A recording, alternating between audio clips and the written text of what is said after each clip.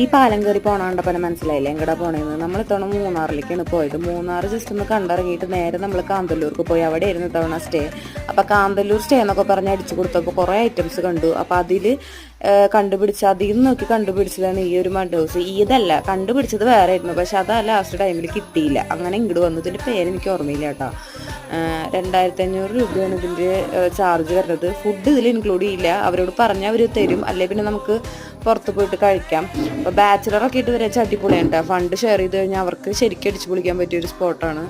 അപ്പോൾ അതെ ഇതാണ് ഒരു ഹോൾ, ഒരു കുഞ്ഞൊരു ഹോള് പോലെ, പിന്നെ 2 ബെഡൊക്കെ ഇട്ടിട്ട് ഒരു കുഞ്ഞൊരു റൂം, പിന്നെ ഒരു ബാത്റൂം, അങ്ങനെ ചെറിയൊരു സെറ്റപ്പ്.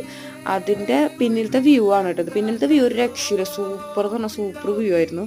സൈഡ് എന്ന് പറഞ്ഞാൽ പിന്നെ ഒരു തനിയൊരു വില്ലേജ്, ഒരു എന്താ പറയുക, ഒരു തമിഴ്നാടൻ വില്ലേജിൽ വന്ന് ജീവിക്കണ പോലെയാണ് തോന്നിയത്.